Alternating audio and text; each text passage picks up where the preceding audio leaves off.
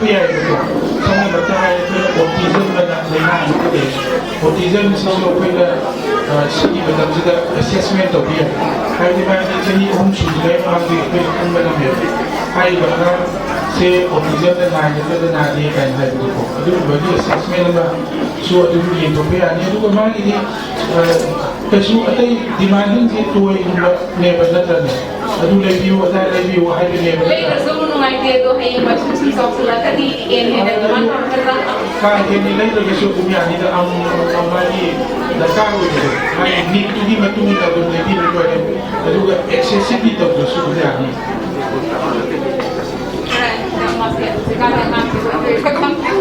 kayak gitu nih.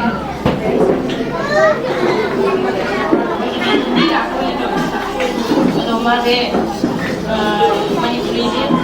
dia itu sebenarnya mereka kan ada mana itu jangan ini ikut di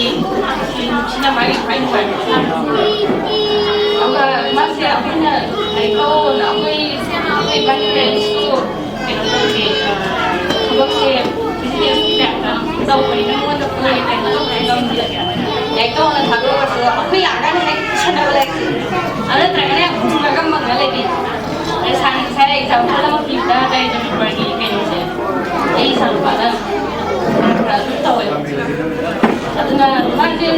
ยังไงเราลูกโคเล่นพวกเมสซี่เมสมันให้บอกเป็นเรื่องไอ้ทางที่มันจะเราจะสุดที่มันจะ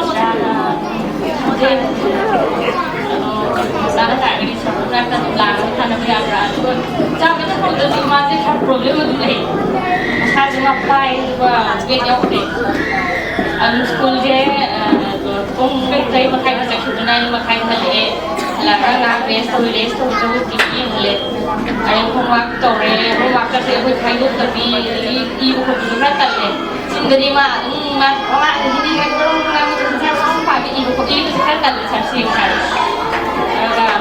macam ni nak sih school macam ni nak loi khai orang mau jadi khanjei tahu itu jadi itu mah kayak kayak pengen kayak tahu jadi kerja itu kalau bukan tahu ya lagi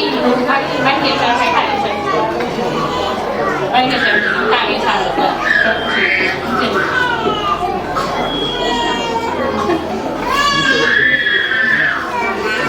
dalam dari sekolah jadi aku yang lupa problem juga kalau ini macam bila tadi saya lagi soalnya hari ini macam dulu tiba orang tadi saya soalnya main sana apa sana apa pergi ke timur di sekolah orang kalau saya positif tahu parenting mana sudah pendiri admaina matam mahai atai na mahu chindaya le pensi matam de atai helper na matam chindaya le school matam chindaya le adum di kai ko kono changani adum kai ko prigai di problem solve ko charawani thale aduga ai kom na ba modar ka so ni di ga ba thasu ni ga di sakin ko koi ni ga ko ke ni si develop to mo so pa amo to ba koi di le koi sa ba phate ha na te जैसे आई मानव जी का वाटी का कोई असंभव hospital का वक्त और ले हाले ममा बात के मनी बिल्कुल वाली सारे और देखिए किड सेंटर ऐसा करे हिंदी के नोदा कोई आसामी कोई लक्षण है हाले जी गिरे हिंदी मूवी अब आई लोग बात विजिट तो मत करते अगर गुनाह में सेंटेंस हाई में लैंग्वेज तो हम बिल्कुल लांगे अब आई अंडरस्टैंड तो हम दियो अगर गुस्सा में सभी आई ये सुझाव si problem ko ko na teba adna five of the sai parents ki time ko ko dum di atai na ko de so ya ro adwa sa ta ko ni hai do ding sai ki sa ta ko ki fail to try hai ta ko adria se ana you know ko hai ta atopa magi physical atopa problem ana ta yo ni kan ni batang ko ko ba so ba tin ba kaya nga mo so le sai ta he ka so le ki ko kum yo ko lo ba ka ngai mai ko aduh menjadi apa menjadi ini selain hai tak ada saya pergi sama-sama hai kita tujuannya lokal punya mereka cepat-cepat lahir korban bukan tahu saya hati problem macam hati yang bawa yang itu hati problem le mainnya lokal problem dah ꯑꯗꯒꯤ ꯀꯨꯏꯅ urine ꯏꯟꯐꯦꯛꯁꯟꯒ ꯇꯧꯔꯒ ꯁꯦ ꯑꯉꯥꯡ grow ꯇꯧꯕ ꯉꯝꯗꯕ ꯃꯣꯏꯗꯤ ꯑꯉꯥꯡ ꯄꯣꯛꯄꯁꯤꯗ ꯁꯨꯝ ꯁꯨꯝꯖꯜꯂ ꯂꯩꯍꯧꯕ ꯑꯗꯨꯒꯨꯝꯕ ꯃꯌꯥꯝ ꯑꯃꯁꯨ ꯂꯩꯕꯀꯣ ꯐꯥꯔꯁꯀꯤ ꯑꯗꯨꯝꯕ ꯃꯦꯖꯔ ꯄ꯭ꯔꯣꯕ꯭ꯂꯦꯝ ꯂꯩꯕ ꯍꯥꯏꯗꯣ ꯑꯗꯨꯝ ꯍꯥꯟꯅ ꯔꯨꯜ ꯑꯥꯎꯠ ꯇꯧꯕꯤꯕ ꯑꯃ ꯆꯪꯉꯤ ꯑꯗꯨ ꯂꯩꯔꯝꯗ꯭ꯔꯒꯗꯤ ꯑꯇꯩꯗꯨꯗꯤ ꯃꯥꯅ ꯆꯥꯈꯤꯕꯗꯣ ꯀꯩꯒꯤꯅꯣ ꯍꯥꯏꯕ ꯑꯗꯨꯃ ꯌꯦꯡꯇꯥꯔꯦ ꯍꯥꯏꯕꯗꯤ ꯑꯩꯈꯣꯏꯒꯤ ꯄ꯭ꯔꯣꯕ꯭ꯂꯦꯝ ꯑꯃꯒꯤꯁꯤꯗ ꯀꯩꯅꯣꯝꯇꯪ ꯄꯤꯖꯕꯗ ꯐꯩ ꯐꯠꯇꯦ ꯍꯥꯏꯕ ꯃꯌꯥꯝ ꯑꯃꯁꯨ ꯂꯩ ꯑꯗꯨꯃꯁꯨ ꯑꯩꯈꯣꯏꯒꯤ ꯐꯨꯗ ꯍꯥꯏꯇꯥꯔꯦ ꯈꯔ ꯇꯥꯛꯄ ꯀꯩꯅꯣ ꯇꯧꯕꯅ ꯍꯦꯛꯇ ꯐꯪꯗꯣꯏꯅꯤꯡꯕ ꯑꯃꯁꯨ ꯂꯩꯕꯀꯣ ꯑꯗꯨꯅ ꯑꯉꯥꯡꯁꯤꯡꯗ ꯄꯤꯖꯔꯤꯕ ꯄꯣꯠꯇꯣ ꯑꯉꯥꯡꯅ ꯆꯥꯅꯤꯡꯕꯗꯣ ꯑꯣꯟꯅꯀꯣ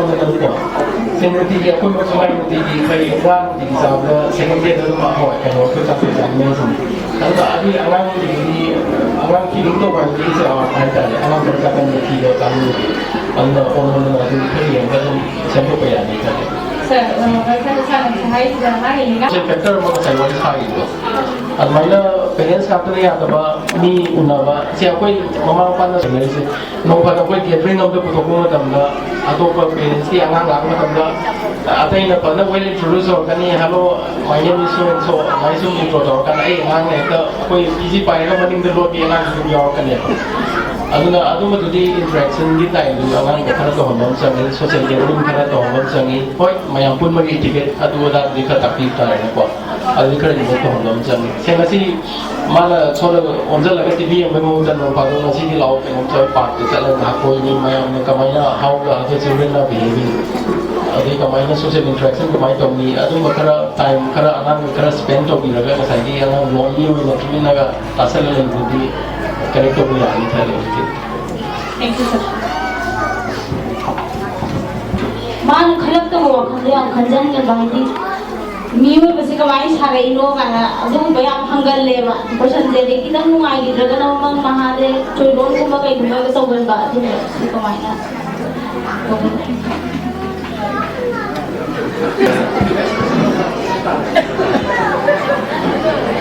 ꯍꯧꯖꯤꯛꯀꯤ ꯆꯣꯏꯔꯣꯟ ꯄꯥꯔꯣꯟ ꯂꯣꯟꯕꯁꯤꯗꯤ ꯑꯌꯥꯝꯕ ꯑꯉꯥꯡꯈꯩ ꯊꯦꯡꯅꯕꯗ ꯁꯦ खरा से सिनेमा में है खरा बाहर इंसिडेंट थे ना बाहर अदुंबा अहिंग होकल फम कपी अदुगा ज्ञान तारगना हम का नरंग के दली निचन दवसी आंग के हम कम के न दुम तो उसी अदुंबदी से टीवी मत येंग जो खरा बाहर नोगा अइना सोदा मैं आप सोदा में मंगा गया हम लोग सीधे हम पास हो आंग के बाहर नो ऐसे होली को पेन होता every episode of the Pogo Akani Aduna Ananga Pamanga Sana, I am saying with a guy only. Pamas of the mind of Jisum Jisuman to keep him. See, I did some cartoon content to Lukana, Dakata. Kongyang yang sangat lemah. Kongyang was sangat bahwa vitamin deficiency kumatoba kalau dalam doa multivitamin deficiency supplement doa vitamin D kuma supplement doa jadi aku yang awak kerja aku yang growth doa jadi hidden trial the growth doa aku ni best juga. Ayo token ni sana ni semai tu orang ni si soalnya ayu tadi tu dah muk sana tu dah aku yang pengen tu thado lapor ada ni bukti dah sekarang ni ibu ni kalau ni buka ni kita mesti tahu ni. Semai tu orang tu orang ni dia tu sana je. Kalau di for wall ni tu dah growth doa ada ni nak buka. Kalau ni se aku ni medical dah hire dah even among the doctors aku ni AIMS study tu ni ada aku ni AIMS le ibu doctor ni am jadi vitamin D level of the patient almost 80% of the doctors get vitamin D deficiency. Apa yang seperti vitamin D tidak ada yang bisa nanti pembeli atau pembuat. Kalau aku itu isi ayu pun teri hospital manung le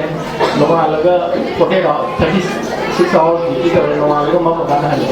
Alu le aku yang betul tu manung tu fresh no sangat. Kami tu hospital muncul tapi ibu nak kerja tu apa? Atau hospital yang tu lah. Ibu dah hospital orang sana ni TV ni mama dah nak kerja mak sekolah ni.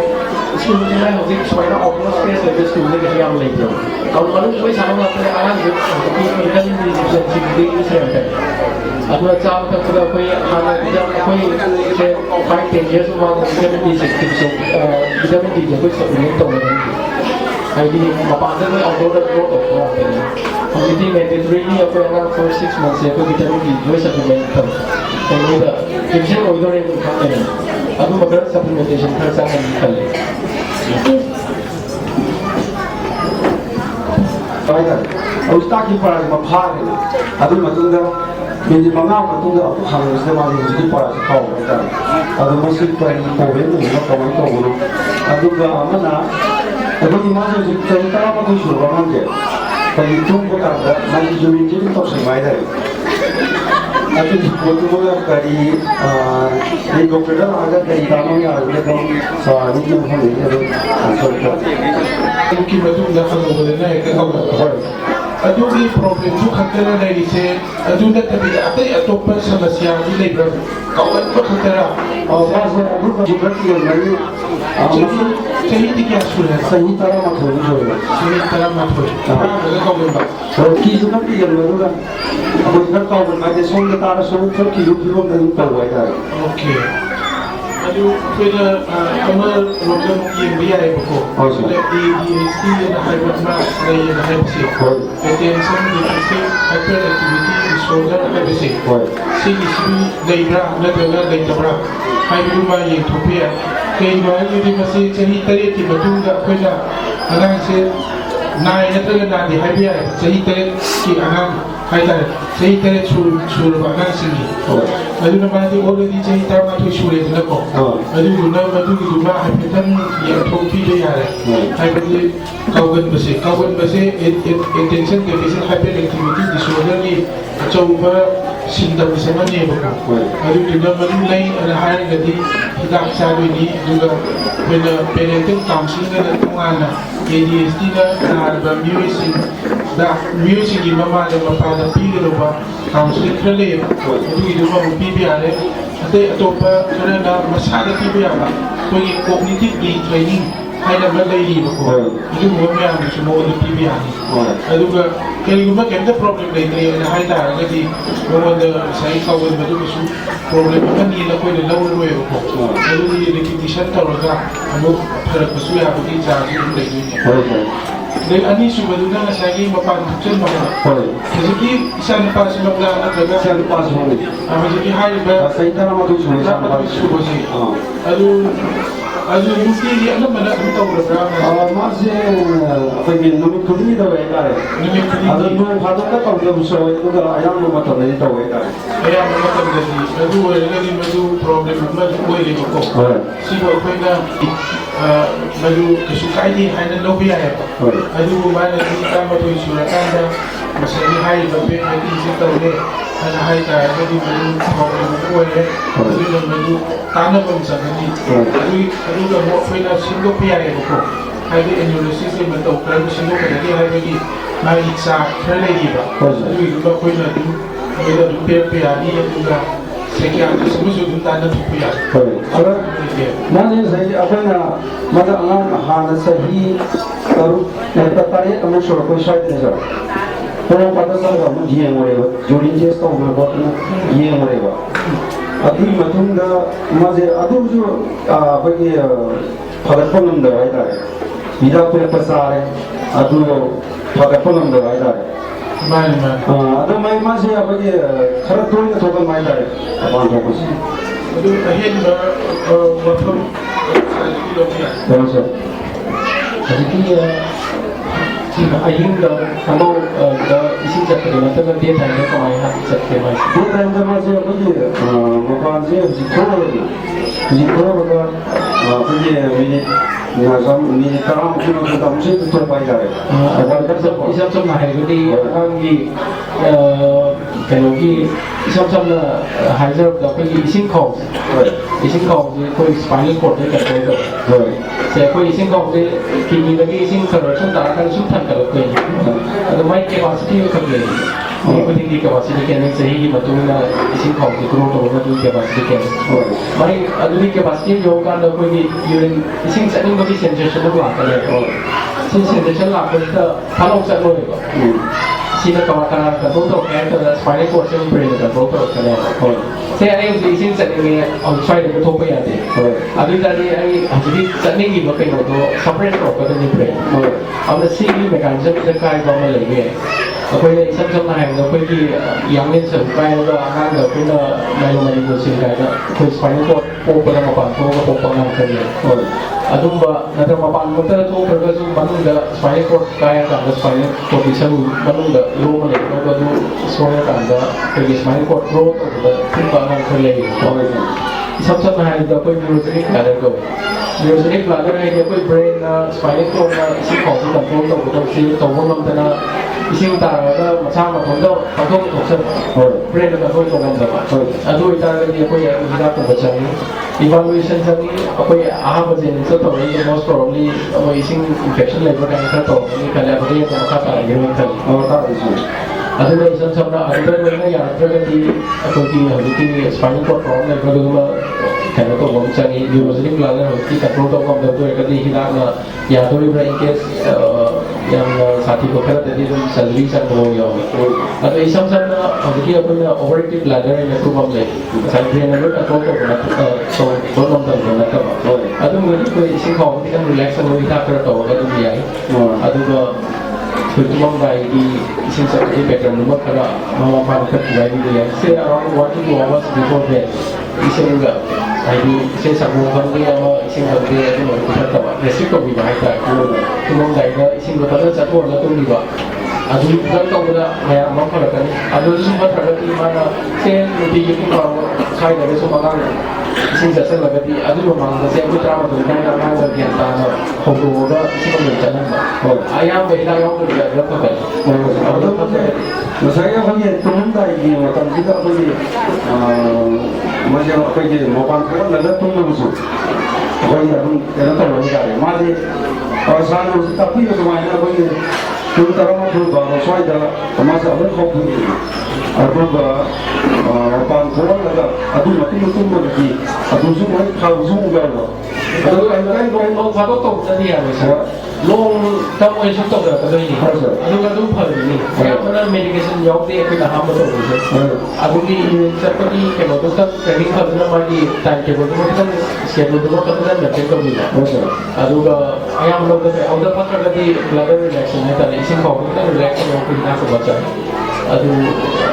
हो साथ में कोई थोड़ा का ताला भी है terus aku ni macam tu kau ni juga saya I mean third से तो भी नहीं है तो कोई थोड़ा selesai lah dari clinician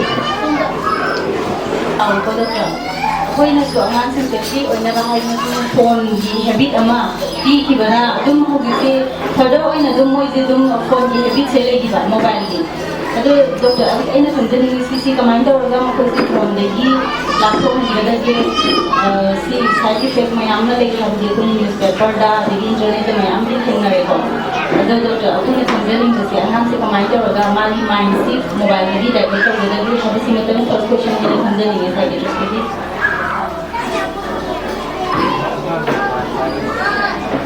अगर सही उठा क्या ये सही क्या ये बा sama ini jadi 3.5 nih betul oke masih begini yang complicated beberapa question nih betul begini PB akan saya sih buka kayak begini yang pas lalu kalau saya punya mobile phone addiction dan juga internet addiction kayak begini warung terus musik nih betul kayak begini punya DSM-5 betul diagnosing and statistical manual of disorder की मधुमेह ने issue होगी disorders issue layer A and minor यावरी है वो मधुगा ख्वाहिश की अमुक दूसरे इसना करीबन दूसरे इन होगा क्या आगे भी